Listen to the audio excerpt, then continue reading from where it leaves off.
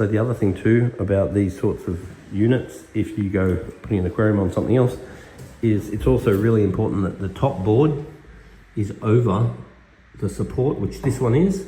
You can't have one where the board is here and then there's no support underneath, because a couple of screws or whatever is in the side is not going to be enough to hold the tank, and the tank will end in things. So I'm not assuming any issues here, but I definitely run out some caution. Giving the gravel a good clean in water that I've brang, which is RO water. Then I've got some water from the aquarium to put in. And it's really important that when you do these water changes, you want to try to bring as much of the water as you can, at least 80%. And then the little top 10%, 20% will just be like a bit of a water change. We don't want to go doing a move like this and change more than 50% of the water, particularly in winter. So a thermometer actually tells you the temperature, whereas the heaters will set the temperature. And then I'd think about putting a backing on the back of this tank. I think it will look much nicer, maybe even on the side too, if you wanted to. And then I also recommend, whenever you do anything big with your aquarium, like a move, then you don't want to feed the fish for the next couple of days. It does actually have a thermometer, but it's really important that you replace the batteries every now and then, because these batteries go flat and you need to have a thermometer working. I did see that, but I forgot about it. So some new batteries and get the thermometer going. In my tank, I'd consider a couple of fake plants just to play with things. And then as far as cleaning the tank's concerned, you can use a sponge like this, but there's various magnet cleaners available now with little razor blades on them, and they do such a good job, and they make it so easy to clean your glass. Flippers, they're really worth looking at flippers. New water, you always want to add water ager, because that takes chlorine and stuff out of the water. And then what else you need to add is usually governed by the test results. With these fish, I really like a little bit of salt in the water. So if this was my tank, I'd have about 1 gram per litre salt in the water. So you can just use rock salt, pool salt, or any pure salts. And then there are also GH salts that are even better. For example, you can get American or African cichlid from companies like Seachem, and they have the salts, various minerals and trace elements and so forth from their natural environment. So I would highly recommend putting a GH salt in. And I do that whenever I do a water change. So I do that when I take water out. I do not do it when I put water in, because when you do a top up, that's for evaporation, and you're going to get lots of evaporation, and the evaporation is going to leave all the salts and minerals and stuff in the water. And then the other thing is the KH. So over time, your KH will tend to fall, and if your KH falls too much, then your pH will fall, and then you'll be in all sorts of trouble. So I would recommend after this change, in a couple of days, I'd take a sample down to the shop, and then I'd look at the GH, KH, pH, and then if any of those levels are wrong, then you may want to add more of the KH or GH supplements to make sure that your water's right, but you always add water ager. Move the aquarium.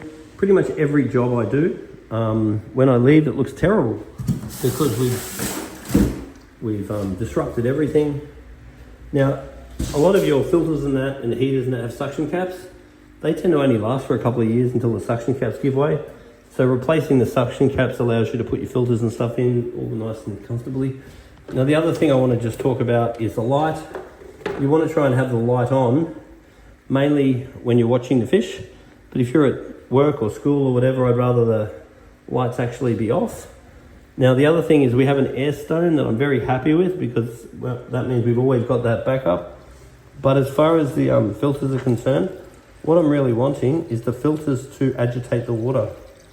So I'm just trying to pull these filters up a little bit to make sure that we're getting some agitation out of these filters. Because what I'm wanting to see is this business. So if it's just below the water surface, it'll agitate nicely.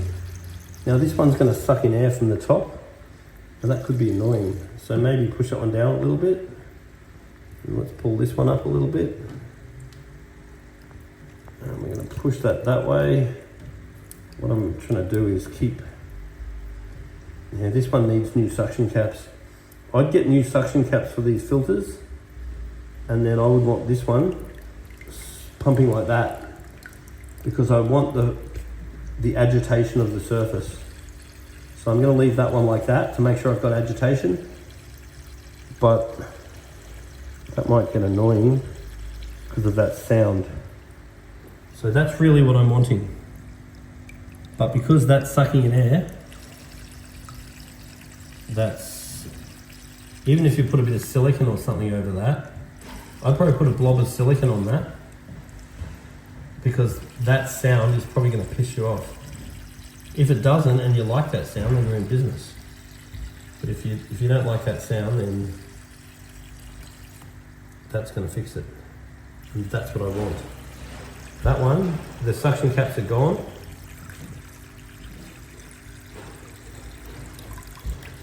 So really, that's what I'm aiming for, like surface agitation. And the reason why I'm saying that is in the filter grows lots of good bacteria, and the good bacteria in the filter is going to suck all the oxygen out of the water. And because there's a lot of fish in this tank, I don't want the filter competing with the fish for oxygen. I want to make sure there's plenty of oxygen. So this water will clear up in the next day or so. And you want to give the filters a clean in the next day or so after this whole thing. You want to go down the shop and get a water test in the next day or so. And then just get the thermometer battery replaced. And all good. And no food for 2 days. And minimize the light. Light on only when you watch. This aquarium is the Aquael brand, which is a European brand. And the person that owns this tank is a kid. And I am very, very funny about the cheap Chinese tanks with kids. The reason why I'm saying that is that a lot of the cheap Chinese tanks have got air vents right above the lights, like that, but they're above the lights, and the lights are not waterproof. And I've actually electrocuted myself several times, or got a zap from cheap Chinese tanks. So this is not a cheap Chinese tank. Now what's so good about this tank too, this Aquarel brand, is that everything with this Aquarel brand is waterproof, which means you could even drop the light in the water and it won't electrocute you. And going about your business and playing around with your fish tanks and getting electrocuted is not that fun. So if you go with the good quality stuff that's completely waterproof, particularly the lights, then that's something I highly recommend. Because bringing your hand over and getting electrocuted by a cheap Chinese light, it's not fun. So this Aquael brand is great for that, particularly if you've got kids or drunk people. Now one thing also I really recommend, particularly when the kids are involved in aquariums, is our YouTube channel, Majestic Aquariums TV, is something that I really encourage getting the kids on and getting them watching the videos, learning about basic water chemistry, basic biology, learning a little bit about the fish species, all the basic husbandry. Because basically what I've learned about aquariums is how much you enjoy your aquarium is very much governed by how much you'll learn about them. The more you learn about your tank, the more you tend to enjoy it, and the more rewarding it tends to be. So I'm a big fan of going out of your way to try to learn a little bit about it, because learning a little bit about it is really how you become passionate. Because people will regularly tell me that they think I'm so lucky that I do something that I'm passionate about, but I don't believe that at all.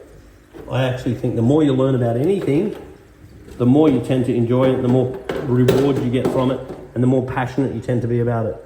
So just go out of your way, watch a few videos on it, particularly go on Majestic Aquariums TV, and if you've got catfish, just write catfish in the search bar, learn about them. Cichlid, learn about them. Also write DVD on the search bar too, because back in the old days we used to make lots of DVDs to teach people about fish, but now they're all free online. So if you go and write Paul Talbot DVD or whatever, you'll find lots of links to videos you can watch. And the more you learn, the better your tank goes, the more you'll enjoy it, and the more it'll be rewarded. So as we can see, this tank is not perfectly level. It's not too bad. So in a perfect world, we could probably raise this side up a little bit. But everything's looking good and everything's looking fine. It's really normal that the fish are going to hide straight after a situation like this. So just give them a week or so before they go back to normal behaviour, because anything stressful like this and all of them hiding is going to be very, very expected.